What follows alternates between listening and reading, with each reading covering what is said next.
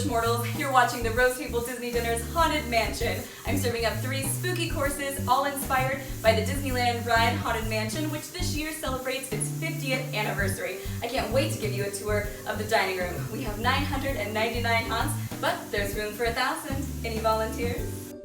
First, we have to talk about my happy haunts, which sadly were covered up during my intro by the fog. I did not think of that, and just remember I am one girl with an iPhone. I do not have a production crew here to tell me these things.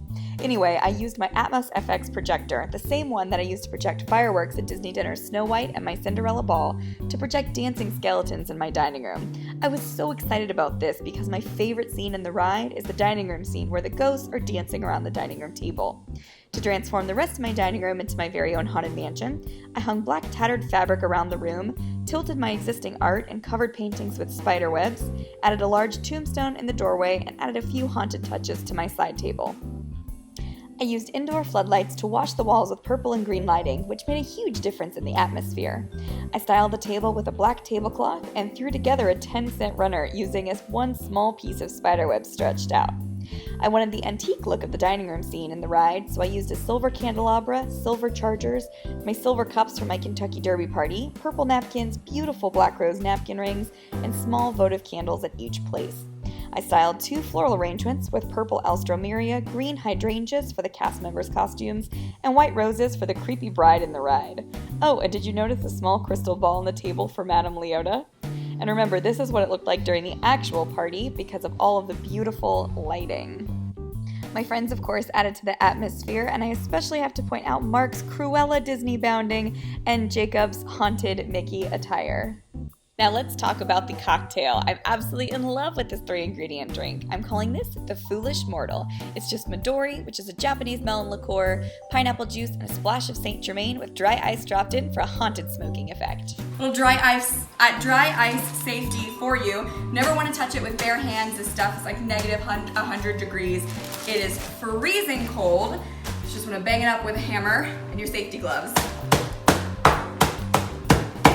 This is what everybody looks like at a dinner party, right? You can see how instantaneously the dry ice turns to smoke, which is why you want to have your cocktails totally ready to go before you drop the dry ice in there. What are you calling these? This is a Foolish Mortal.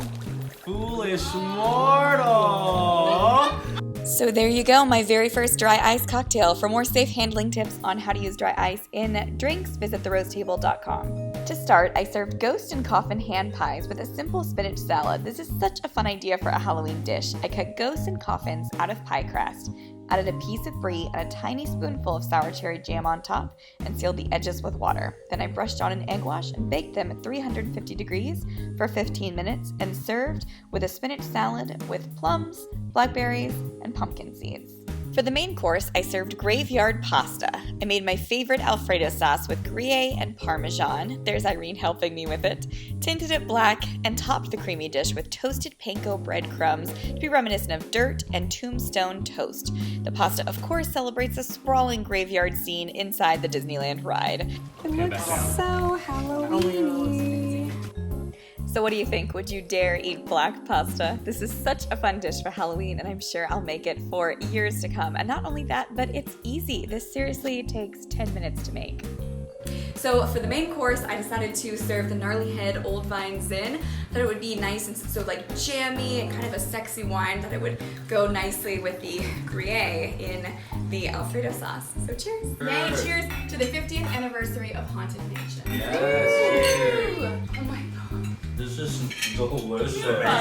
Classic Alfredo sauce just has Parmesan, but I think that's so salty, and so this is a little bit less salty and a little bit more like nutty, and I think that the wine really like brings that out in the pasta. For dessert, I baked Haunted Mansion Minnie Ear Cakes. If you've ever been to a Disney theme park, you know how obsessed Disney fans are with their ears, and I wanted to celebrate that with edible ears. I baked my favorite dark chocolate cake in 3 8-inch cake pans, cut out 6 bands and 12 circles from the cake, and arranged the pieces on large plates.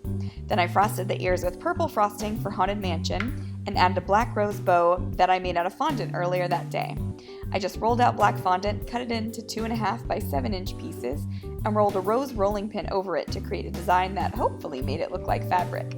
Then I flipped the fondant over, folded the sides together, and pinched the fabric together to form a bow, adding a purple edible rose for the final touch. For a full how-to article on how to make Minnie and Mickey ear cakes, visit therosетable.com. When I was done, I covered the cakes with plastic wrap until ready to serve them at my party. And I have to give a shout out to my friend Jason. Jason, if you're watching, thank you. Thanks, Jason. Thanks, Jason. He has been actually in more episodes than any other person on the Rose Table. And he came up with the idea. He said, what if you made ears that look like Haunted Mansion ears, into a cake, because that is so specific to to the ride. Of course, Jacob's sporting some ears for us today. I love that. So everything is edible. The fondant is edible. I made the little bows, and then I'm pretty excited to dig in. Should we dig in? Yeah. Let's do it. Okay. The ears. Oh, it's good. So soft. Well, this was my first Disney dinner, so I was just blown away. Instantly when we walked in, there was just places for photo opportunities. Like the dining room was just like decorated in the best possible way with like the little candles and the spider webs and the dancing skeletons. It was just so much fun. One of my favorite things that I really love is how well it's decorated using the things that you own in your own home. Like, it's great, Haunted Mansion, so you think of a regular home, just everything's just a little bit off. You look at these paintings and just a little bit. I remember I ran into a painting and I thought I was the one that made it crooked. And then I looked around and I said, oh my goodness, everything is already like just a little bit wonky, and I love how it just sits. It makes you really feel like you're in the Haunted Mansion. It was amazing. It's like elegant but spooky at the same time with the right amount of touch. Everyone just brought it like with their costumes. I really wanted to capture like one of my favorite scenes in the ride is the dining room scene, and so it's like a dilapidated dining room. So I didn't want to move like my art, so I kept my art and just kind of made it like all disheveled and spooky. But in the dining room scene in the ride, they have the dancing ghosts, and so it makes me so happy because every time I look over at Mark, I see all the dancing skeletons, and it's very reminiscent of the ride. This tablescape's probably one of my favorites, especially with the spider web, and that's probably like the cheapest thing you can buy from the party store. But it just looks so cool, just stretched out on the black. I loved it. The graveyard pasta was probably my favorite because it didn't taste how it looked. It looks very gross. Yeah, it does. That makes it so good for Halloween though, Yeah, and I just loved the black effect it gave our mouths. Honestly, it just made everything even more spooky.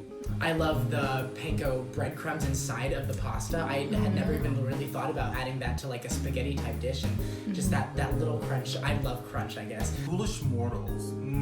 I don't really drink, but I loved it.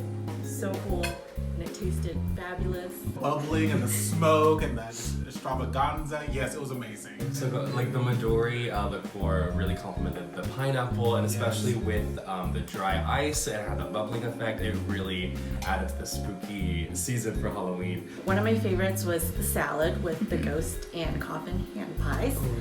And they're just so buttery with the spinach, and the dressing was so light with the fruit. It's just, the contrast was great. My personal favorite, I really love this cake that Katie Rose made. It's almost like all eaten, but it was supposed to represent like the ears that you see at Disneyland and have the colors of the Haunted Mansion, and it was just the perfect amount of like buttery and like it was just so good. I love how it's just so light. I hate overly heavy and sweet frostings, and this is the perfect buttercream. I love chocolate cake. She knocked it out of the park. I'm so glad you all got to come and celebrate Haunted Mansion's 50th anniversary. I've just been looking forward to this so much, and I've been dying to have all of you.